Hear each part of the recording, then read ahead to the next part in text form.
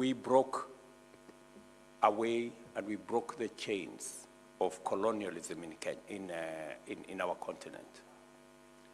And we broke the chains of colonialism because they were imposed on us without our will, without our wish. They were undemocratic. They were not participatory. They were against the majority will of the people of our continents, whether it is the Portuguese here or the British Portuguese in Mozambique or the British in Kenya. These were wills that were imposed on our people without their consent. Our position is that undemocratic, unconstitutional imposition of the will of any government of whatever nature on the people without their consent is wrong, the same way colonialism was wrong. And that Africa can only proceed into the future if we allow the people of our countries and of our continent to determine their destiny and to choose their leaders in democratic means, using democratic means.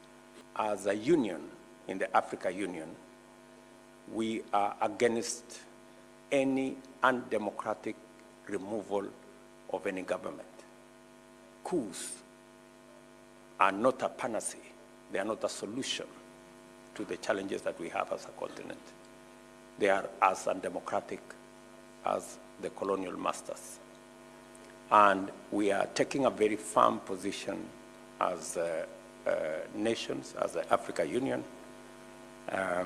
Any undemocratic removal of any government immediately earns the expulsion from the Africa Union. They cease to be members of the Africa Union.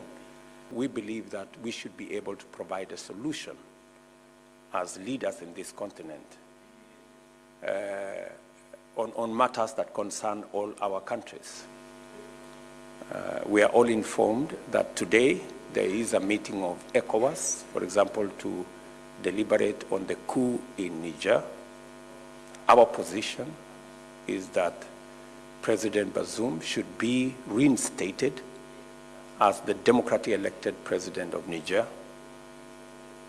And whatever interventions ECOWAS will agree on will have the support of those of us in the Africa Union so that we can put a stop to the slide to undemocratic government in our continent.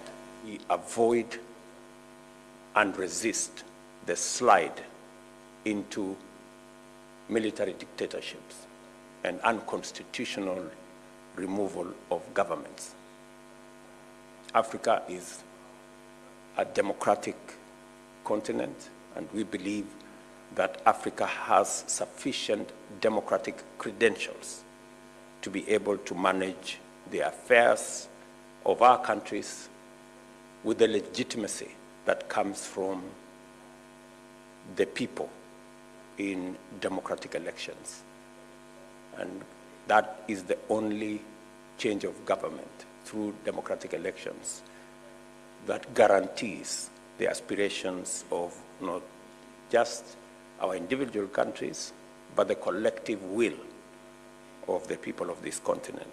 Whatever means necessary that should be used to make sure that these democratic processes are sustained and maintained and protected should be brought to bear to stop those who want to use the barrel of the gun to run the affairs of countries or to manage the issues of our continent. I did speak to the president of Egypt a few days ago, and the president of Chad, and I did have an engagement with the president of Ethiopia, even as we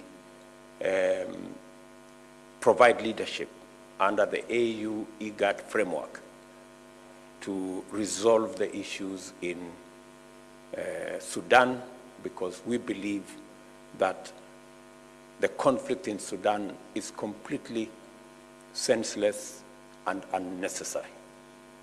And the kind of destruction of life and property and infrastructure is not justified in any way. And the sooner that conflict comes to an end, the better. We are working collaboratively with the JEDA initiative, the IGAD AU framework, and also the neighbors framework under the chairmanship of Egypt, to consolidate all these initiatives. And this morning I spoke to former Prime Minister Hamdok, among the people leading the civilian groups that brings together political parties, civil society groups, women groups, youth groups, together to provide a comprehensive framework on how to resolve issues in Sudan and take the country to civilian rule, democratic civilian rule. Security of our countries is front and center of any meaningful nationhood. And the signing of the agreements on defense and security are significant, because we are dealing with a challenge of violent extremism, terrorism, organized crime in our region, and the sharing of the capacities that we have and the sharing of the experiences that we have will make our teams better prepared and more organized to deal with the challenges that comes with security in our region, because we all know that no meaningful development can take place in an environment that's not secure or in a space that's not stable. Our economy, growing our economies, the Continental Free Trade Area, which we are both signatories, is consolidating the African market so that we can eliminate barriers, roadblocks, and unnecessary bureaucracy that impede movement of people, movement of goods, movement of services. And with the consolidation of the African continent as one trading bloc, Your Excellency, through the Africa Continental Free Trade Area. I'm a king, yes, I'm a king, I'm a king,